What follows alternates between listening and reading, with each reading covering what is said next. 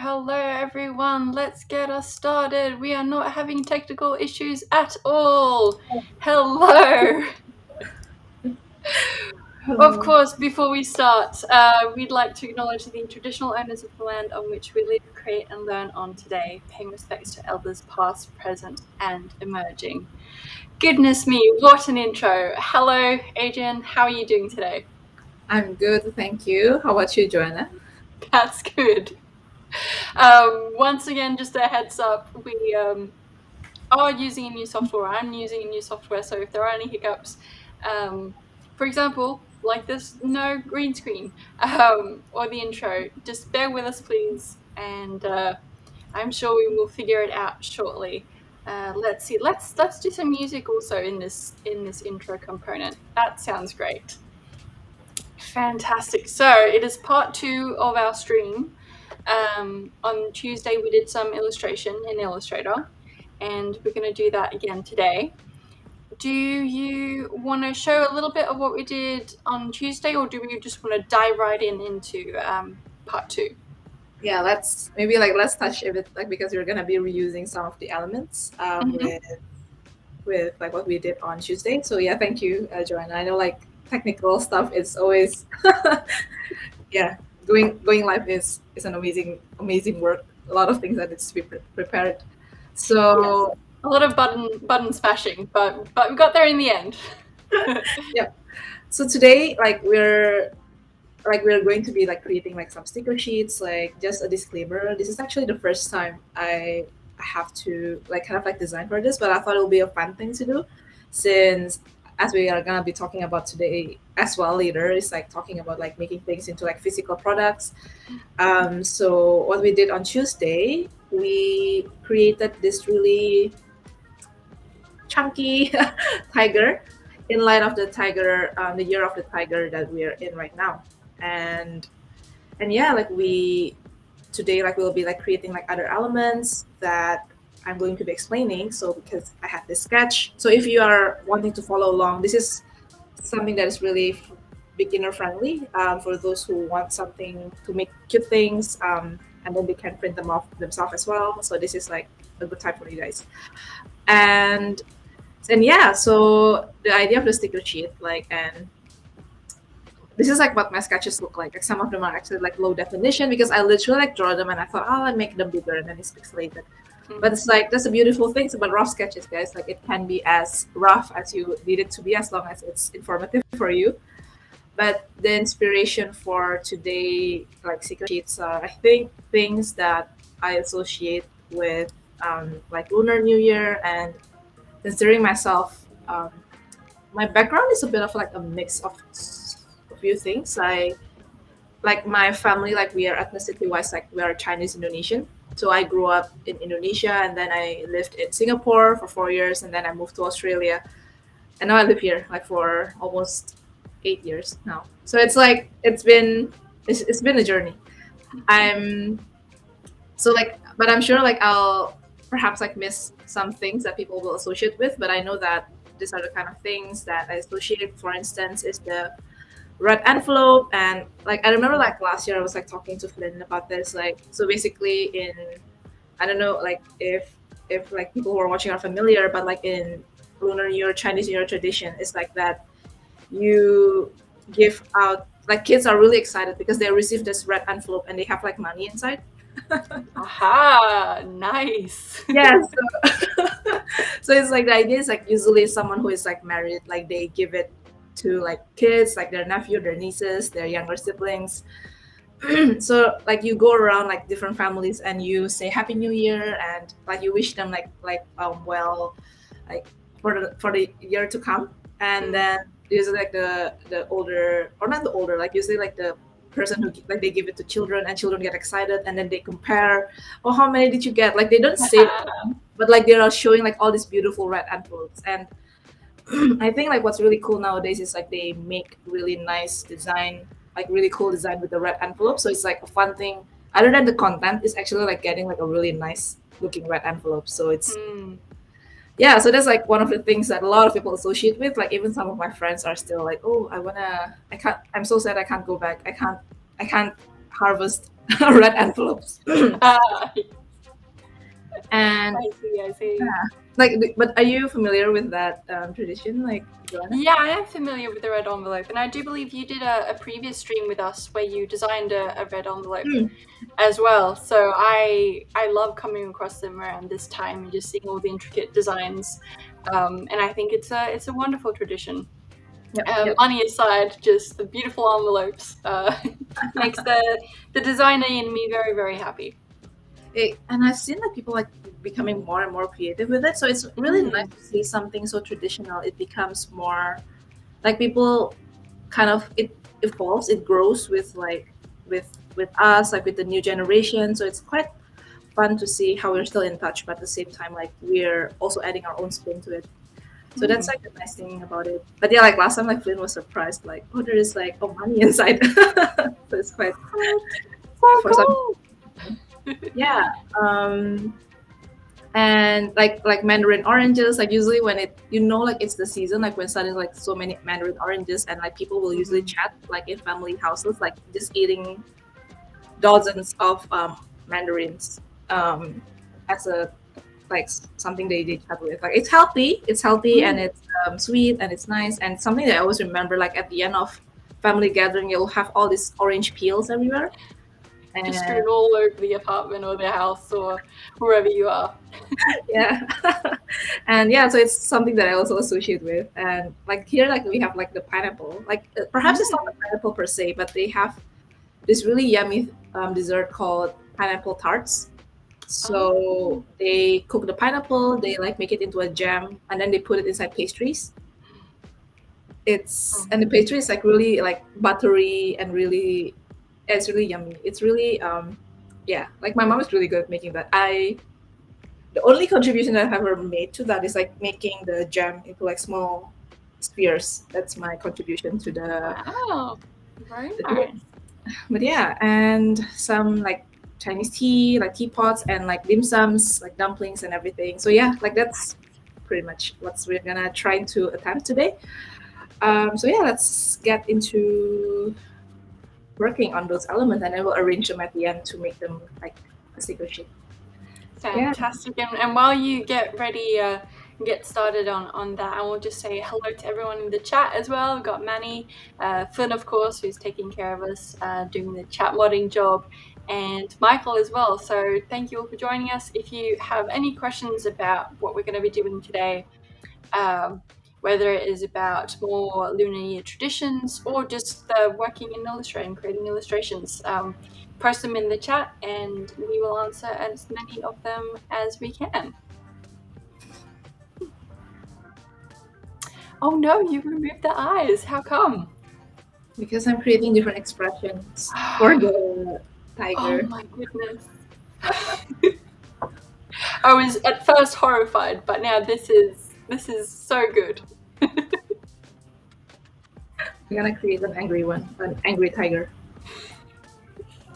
Oh no. Fantastic. And of course, because it is digital and vector, it's also super easy to create all these different expressions. Would you consider making these into stickers as well? So doing like a sticker sheet of just tiger expressions? I feel like that's such a cute thing. Like it can even become like messenger stickers. Yeah. Mm-hmm. I've been Absolutely.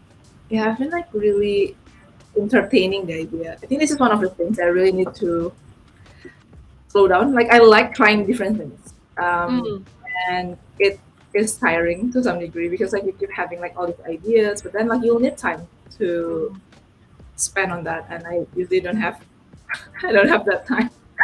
But yeah, like it's something quite fun, like having like one character and then you create like a family around it, like different expression, different situation, something that you can share with friends. So it's something that's definitely in one of my to do like wish list. Mm. Yeah, you see it happening a lot with. I mean, you've got the line friends, which is the sort of the messenger stickers. I actually have. Speaking of, this is now also a show and tell stream. Oh goodness me! You have things like this, little vinyls, where I think these started out as just stickers in the line app, and now I'm sure there's plushies and figurines and all that kind of stuff. Would you, and this is a bit of a self-indulgent question, but would you ever consider making sort of pop vinyl um, figurines yourself with either this tiger character or any other character that you create? Honestly, yes. Like the logistic, the logistic is what's scaring me. Honestly, like, but Mm. I think one of my dream is to create like a long plush of like Baguette character, Oh my gosh, you something have that you to, can hug, and it's please. like, but it's like Baguette, so it's like, it's really cute, and I I designed it like before, and like it has like a beret and like a small mustache. Like I thought it was like, gonna be so cute, but I don't know how to make that into reality. But one day, hopefully. One day, absolutely. We will, the powers that be will allow us to make this happen. Absolutely. But yeah, like it's funny. Like one of the things like we talked about last time is about like I think in the past I thought, oh, like the way when you grow up, like when you are older, like you don't like play with toys or like you don't Mm. like, oh, like do like these cute things are something that's nice like when you're younger. But like I feel, I don't know, like it makes me really happy, and also fun, like a lot of cute things makes a lot of people really happy, like because it Mm. feels so safe and it feels so simple and wholesome. Yeah. And I feel like actually the older you get, like you need that more in your Oh, life. absolutely.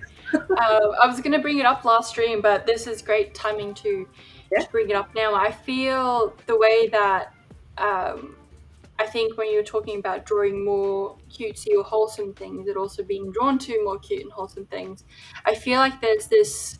I don't know if I would call it a trend because I don't necessarily want to associate it with any trend, but kind of this idea of healing or sort of taking care of your inner child.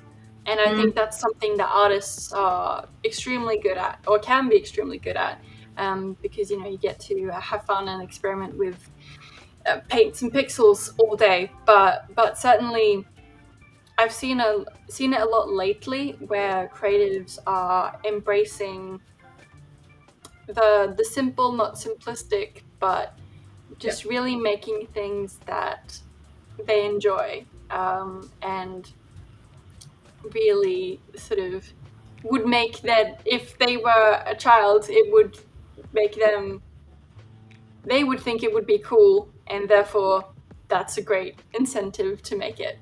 Yeah. I completely made that sentence much more complicated than it needed to be. Um, but I definitely see in my own work and in yours as well, sort of this um,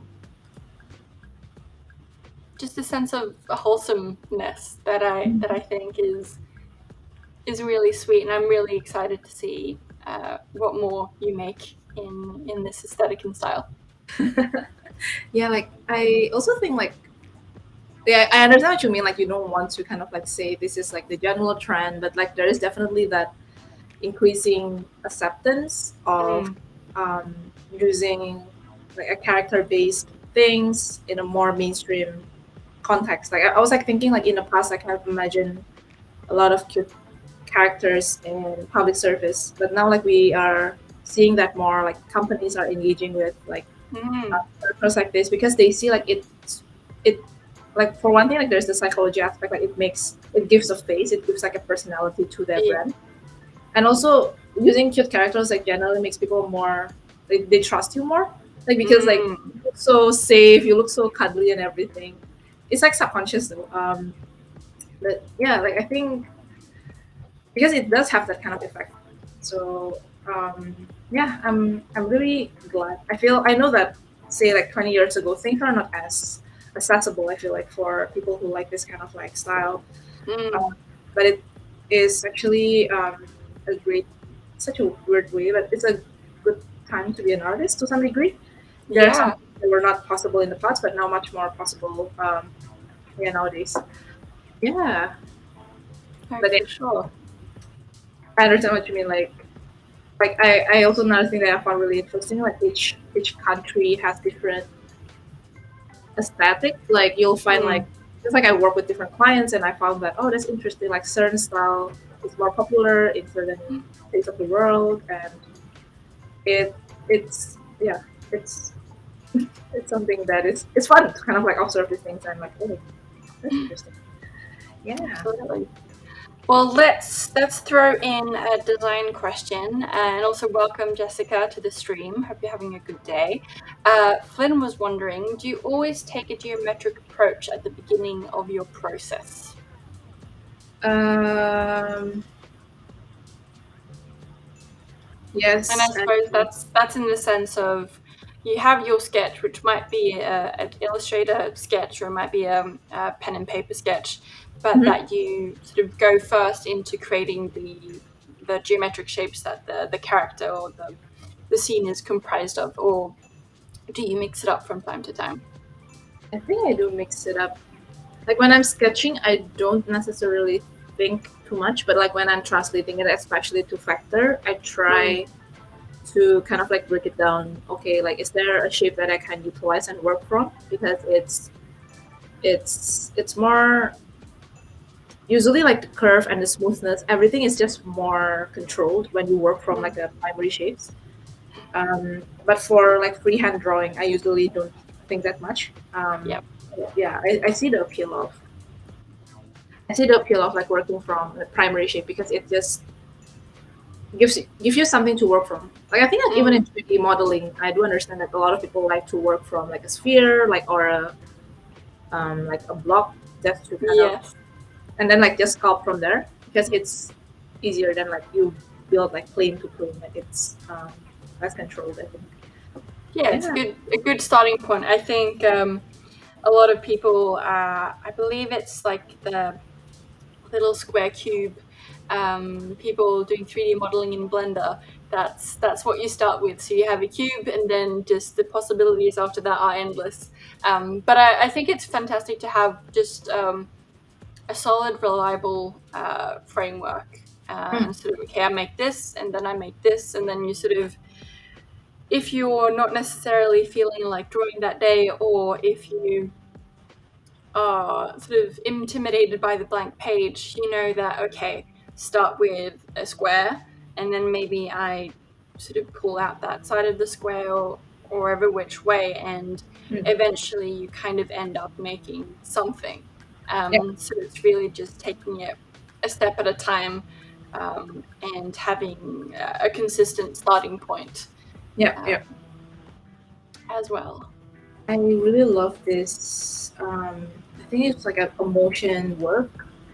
I forgot which studio did it, but it was like focusing on different scenes, but they always have this circular center as the Mm-hmm. main object. So like they have like the sun, say for instance, and then the next one is like Mm. an animal, but then the animal is more circlish. So like you change scenes, but they always have the center, like the one focal point, which is the sphere pattern in all the different scenes. It was like That's cool. I find it like conceptually beautiful because like it ties Mm. everything. Like I think again I forget like what's the like main message, but like it's like the pattern and the way they play, like they tie everything, like all the different scenes from outer space to like the small molecule of things, like into like this one unity of things. Like I find it really interesting. Mm. I like when you play with this like simple concept and then like you take it further. Like it's Yeah. yeah. And using the shape language of one, um, whether it's like a field of science, and then somehow it morphs, but also Hmm. says the same exactly into another field, and I think I want to hazard to guess that I know exactly what video you're talking about, and I'm wondering if it's a short by Chromosphere, That possibly. sounds right. It is a short. It Mm. is. It is like a few minutes piece. I think. Yeah, that sounds right. I'm gonna see.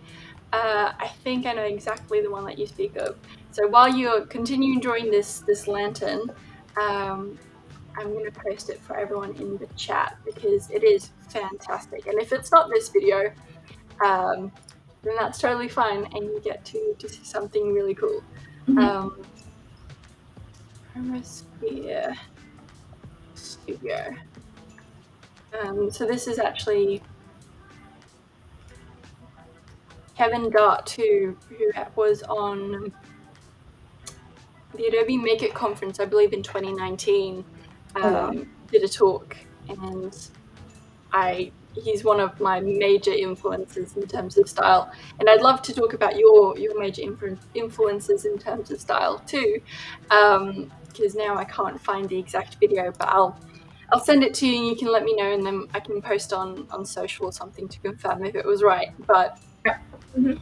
it's just very like clean lines, a bit mid-century, really nice um, color palette where it's just harmonious and wonderful.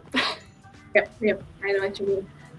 Um, and yeah, I think like that's when I finished uni. I think that's the first time actually I like in the past like I always look at animation from like a narrative point of view. Like you have to have like character, like you tell a story. Like there is it's more character oriented.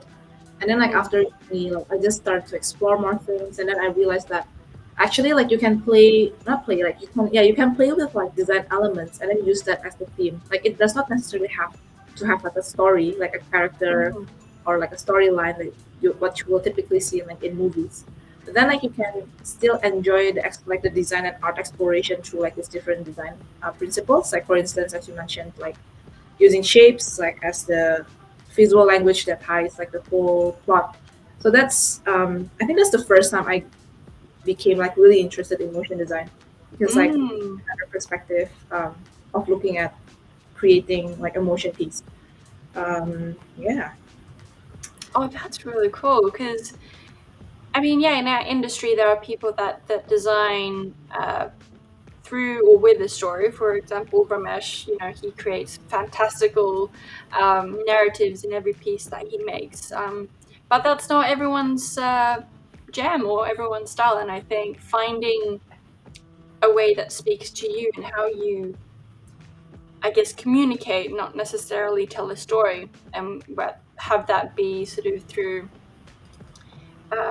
the shapes or the symmetry or the flow Mm, to what you're doing, I think can be just as powerful yeah. and really fun to play around with. So this is unsolicited advice from me to everyone here in the chat tuning in today.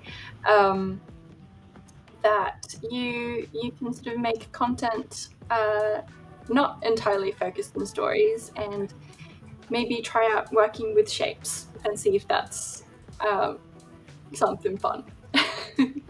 Yeah, it's like everyone like I find like a lot of people that I admire like they really found this things that they really want to deep like dive. I want to see deep and dive, and I was like dive. I'm so confused. Deep dive into, Mm. and it's yeah, it's really interesting to see like how far you can push like exploring certain topics, and of course like as you mentioned like at the end of the day you can always in a sense like you can have interest in one thing and then like you can always like okay now I'm interested in other things because I know like a lot of artists sometimes struggle like they're known for one thing and Mm. they are scared of branching out because like that's what they are known for. But I've seen a lot of like artists who for instance like they actually I think archive or their older post and then they just like start a new like with like a new brand and Oh. that's a very brave thing to do I think to be able to do that because I think that's a lot of like creative like they have that desire to try something new and don't feel like they have to be tied down to what they have done before. Mm. Um, I mean, yeah, like that's something that I'm learning as well to explore. Yeah, again, I'm a person of many interests, but I have to learn to be okay not being able to do everything. Yes, we contain multitudes as creatives and as humans as well. And it is really tricky sort of finding the time and the balance between wanting to explore and try everything, and sort of on the flip side of that, kind of sticking in your lane and doing the work that somewhat is expected, or that you've become known for. But a way to get out of that somewhat, that you did recently, is the drawing challenge that you did. Yeah. Very proud of that segue.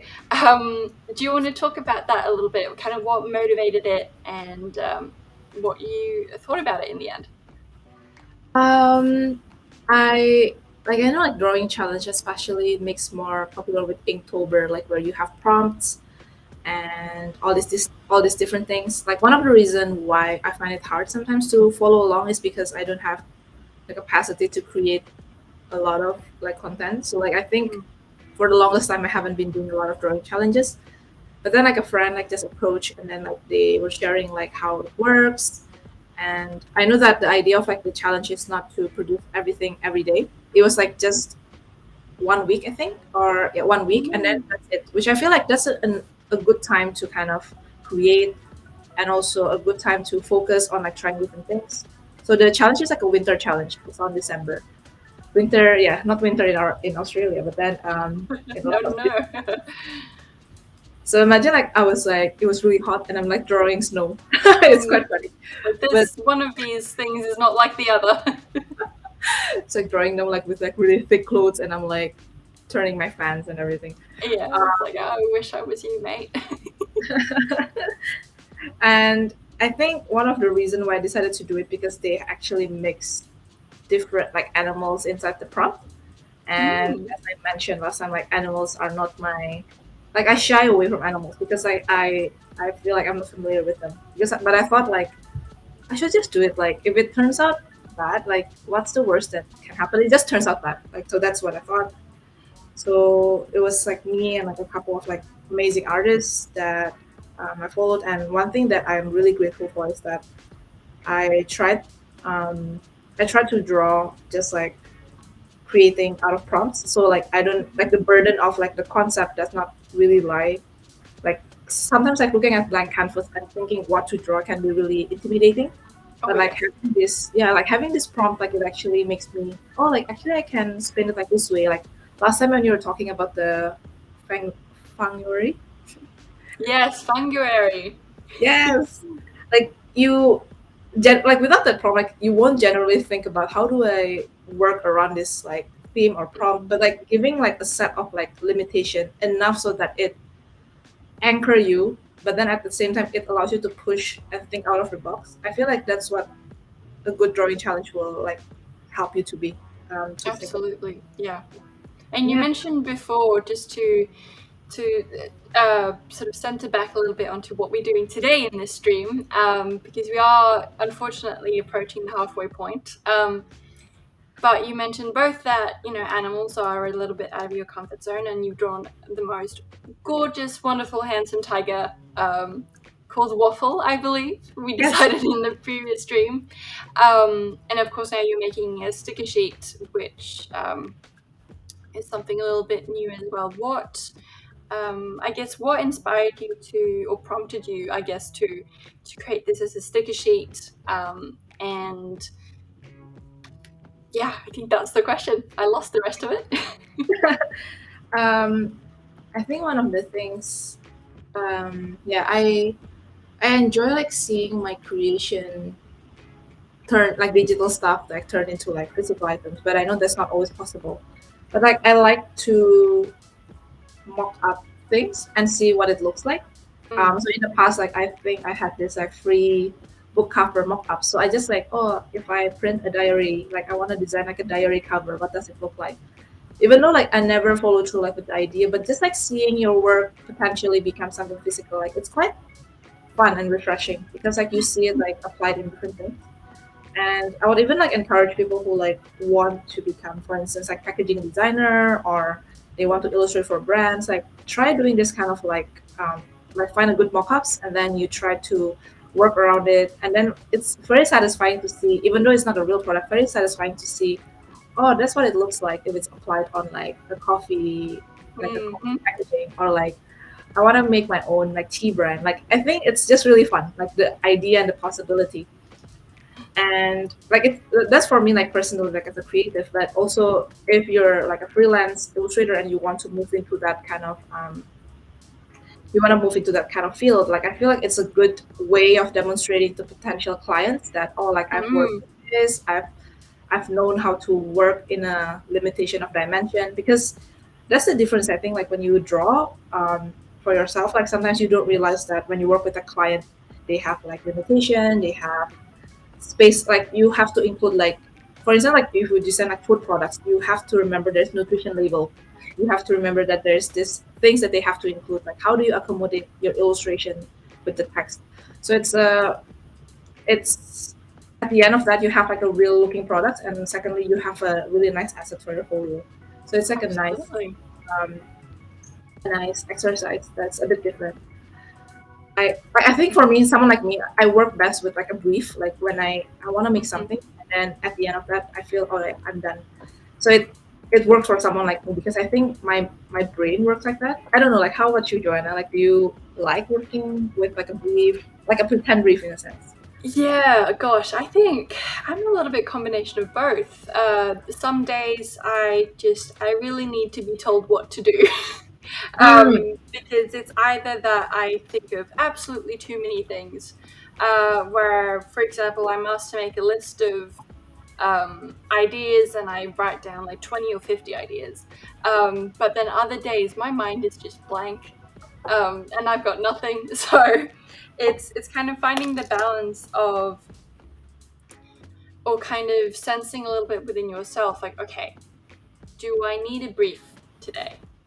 Or is there something that I've seen lately that I'm like, oh, I'd be curious how it would look if I attempted to do something like that. mm, So, for example, now seeing a sticker sheet, or in previous streams, seeing sort of paper designs with a red envelope, sort of thinking, okay, well, that's really cool. I like that.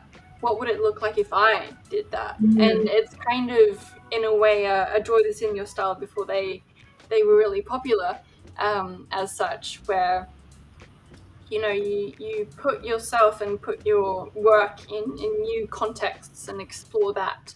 Yeah, Um, but sometimes, I just want to sit down and draw some potion bottles, or something like that. So some days you just know exactly what you need, and others, for me, it's exciting to have both the limitation and the absolute playground, yeah, of a brief as well. yeah. It's the different needs that I think, yeah, like the balance and finding time for your own projects, drawing what Mm. you draw. It's, I feel, at least for me, like as a like designer, especially if you work full time in something, like this kind of things is a good creative outlet. um, because I found that if you work with clients, like you have to really keep your, like don't let your, like, oh, I really want to do this, but then you never had an outlet to do that, and it usually Yeah. can into giving like biased opinion in a sense, like to your like client. So it's like a good healthy yeah, exercise. And Yeah, healthy balance. yeah, I heard someone say, and this idea I think I'm gonna carry with me in all things, where it's kind of, you do one thing for yourself and then one thing for the client. And yeah, sometimes it might be one thing for yourself and two things for the client. But that you sort of, you keep in mind what sort of feeds the inner child in you, like what creatively do you really just need to do. Um, and sort of make time for that, because it's difficult to make time for it, but I think it's super super important to make time for it. But know that work is work and personal work is personal work. So you need to make sure that you are fulfilling, the requirements of the brief with work. And if you feel like you've sort of something's missing, then you need to actually do the responsible thing and make time for personal work to sort of fulfill that curiosity. Yes.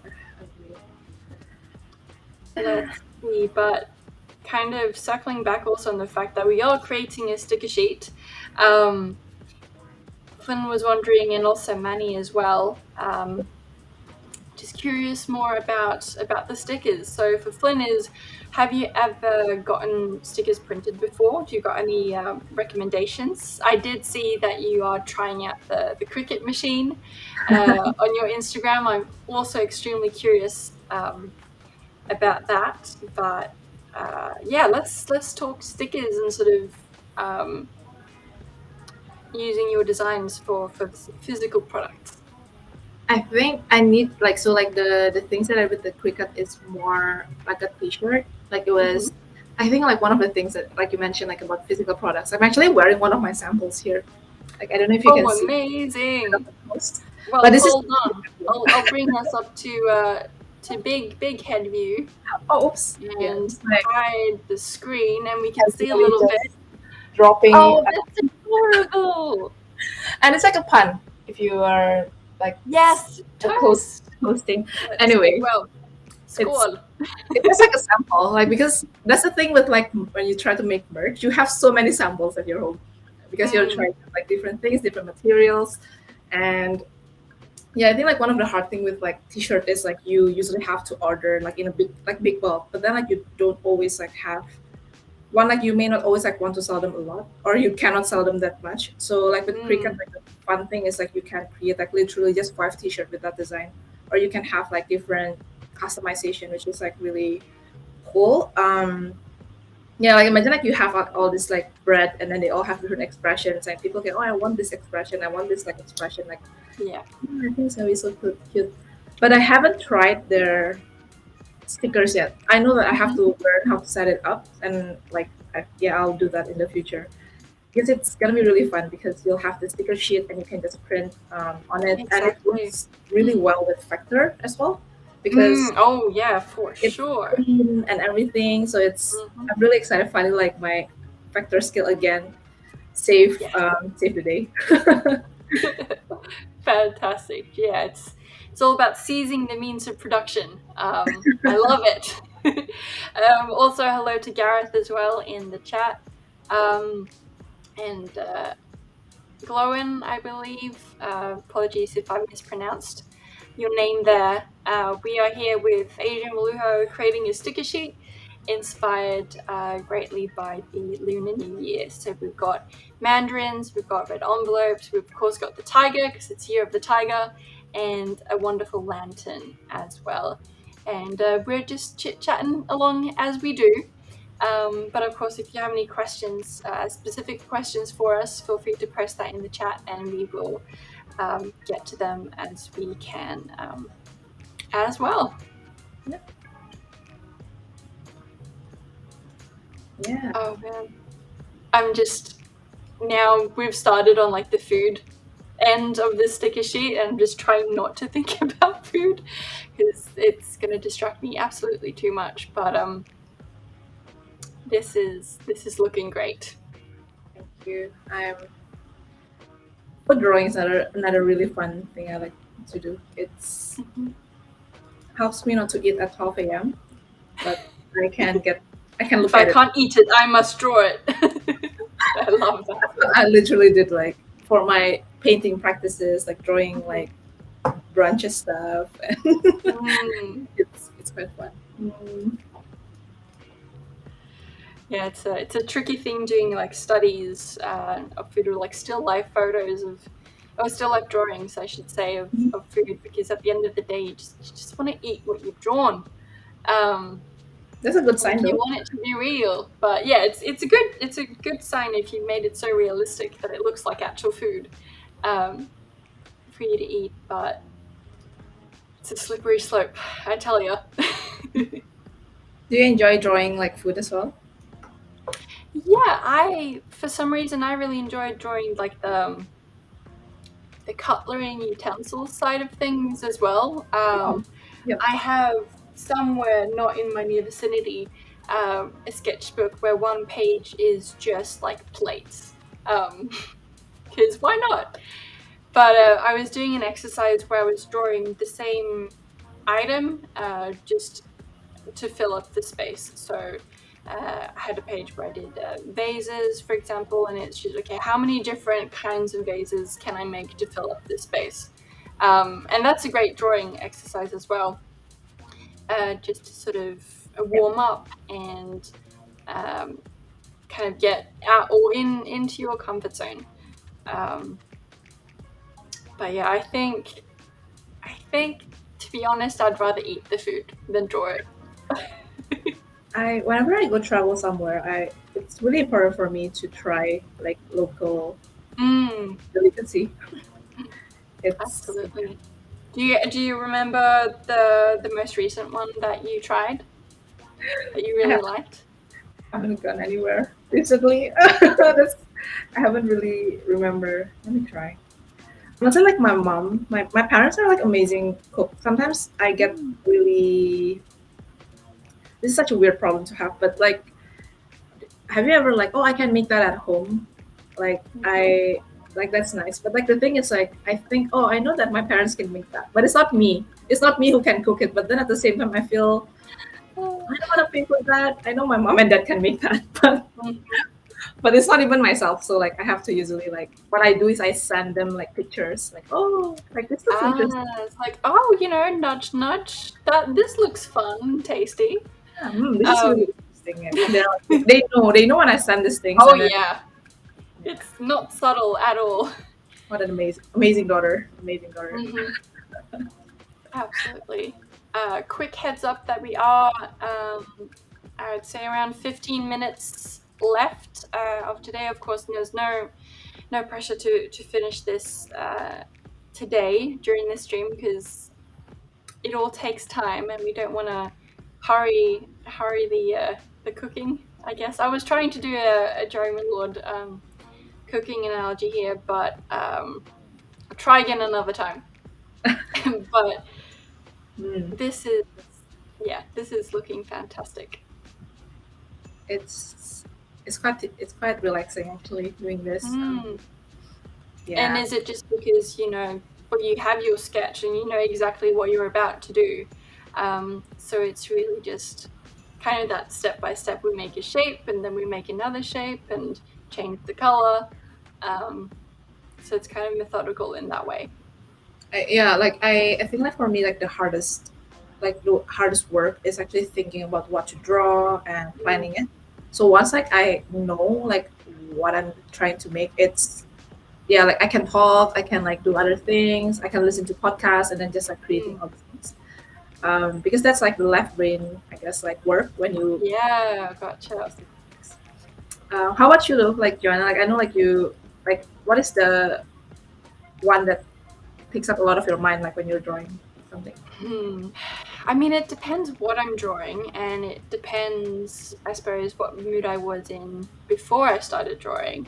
Um, I'm definitely biased towards sort of observational drawing in the Mhm. sense that what I like to do sometimes is I'll put on a movie, and especially like an animated movie, and then I'll just at random points freeze the frame or pause the movie or show or whatever and just draw what I see.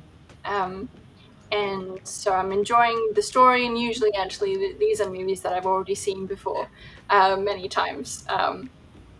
Like, for example, I can watch Ponyo like a trillion times, Oh, love and it. each time sort of find a still or whether it's an object in the actual film, and just have so much fun drawing that. And that's kind of my mindfulness space where my, Mm. my head is absolutely empty, but I am just relaxing and drawing. And in this sense, it's sort of this similar methodological.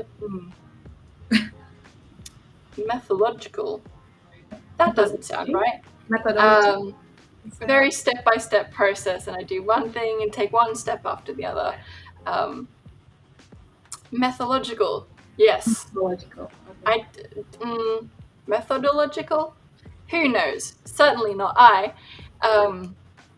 So yeah, it's a mix, but ultimately I draw or create to express myself. So to express a feeling, or to sort of harness or hold tight to a feeling. Like if I'm feeling really happy, I might draw really happy things. I mean, I'm sure this is something that you relate to as well, that kind of your art sort of imitates life in that sense.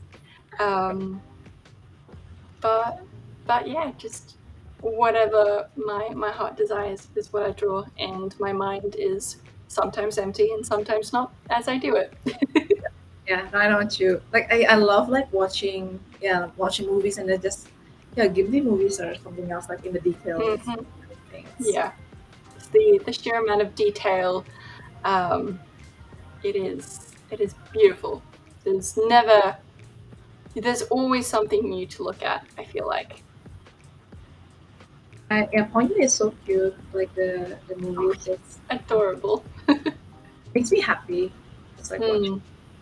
Yeah, it's just a feel-good movie, even though it does sort of speak about uh, decently heavy themes. You know, it's about taking care of the planet, it's about responsibility, it's about love, um, and then there's these cool sort of water sprite creatures, and this sort of goddess water, ocean mum, and I won't spoil it for anyone that hasn't seen it, but it is wonderful.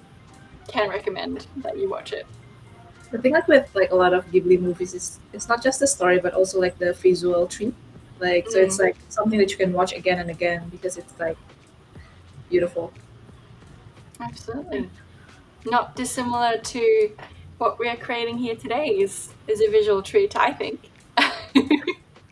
To And you're be like, very, very cheesy about oh, it. I But was we like are searching. unfortunately, oh, sorry, you go. Oh no, like I was like searching for like pineapple. I forgot how the leaf looks like. So like behind the scene, I Oh, look at I see. Google Yeah. it. Well, Yeah. there we go again with reference coming to the rescue. Yep. Mix those up there in the end. We do have, let's see if I can do maths correctly, 5, 6, 7, 8 minutes to go. So if anyone has any questions for us, please let us know in the chat, and we will get to them. Actually, we've got one right here from Manny. Is what inspired your color choices for this sticker sheet? And Yeah. my guess is that it was the tiger illustration that we did earlier this week. Yeah.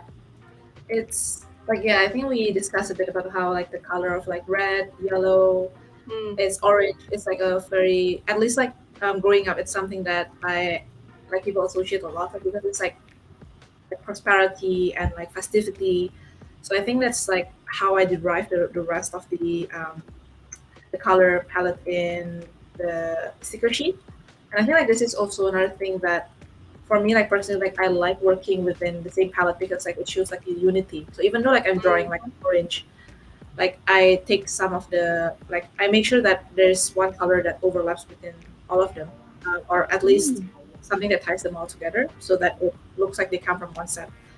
So I think like generally that's how I work. But sometimes like if I need more colors, I'll take more colors. But I will use, for instance, like I work from here and then I'll find something. I work from that color that I took to Yeah, from the the original point. Hmm.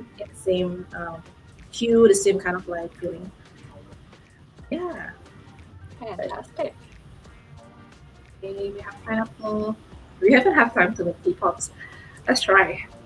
All right, we've got, I'd say, about 5 minutes. Well, not 5 minutes, maybe 3 to 4 minutes to make a teapot. No rush.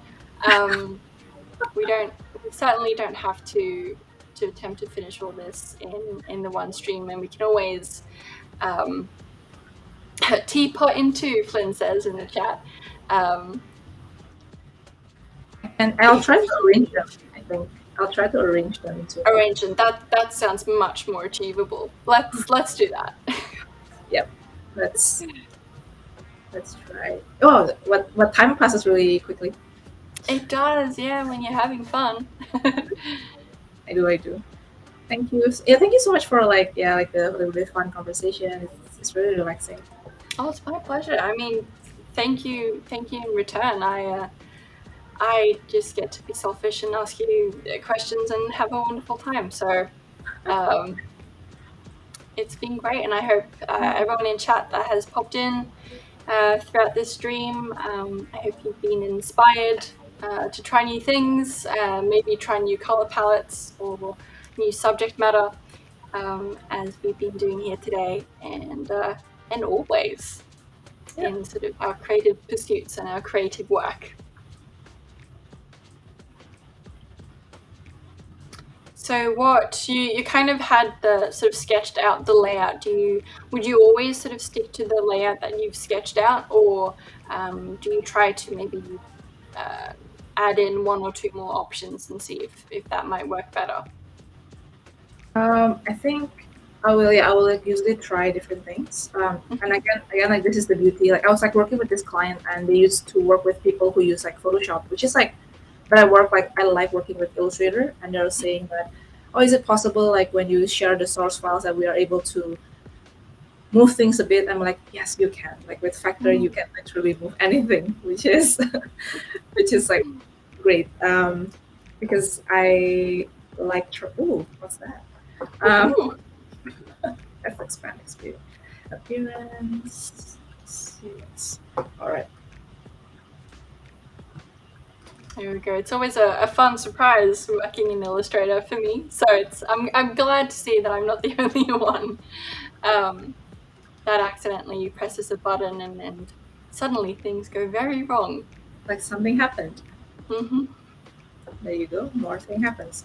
Because I was putting something inside when I merged them into one. Mm-hmm.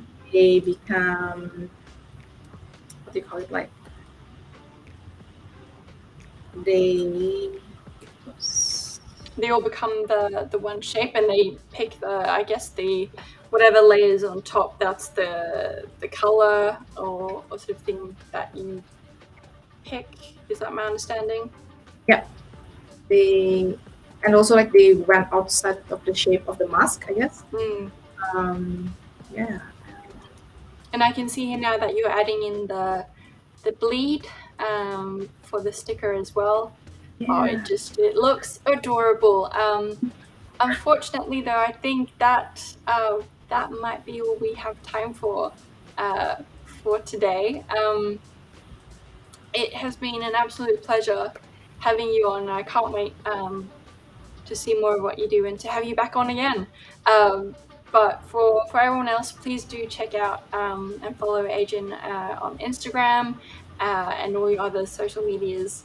And thank you so much for joining us. I hope you had a good time. I certainly did. And happy, I think, for the last time, it is belated, but happy Lunar New Year as well.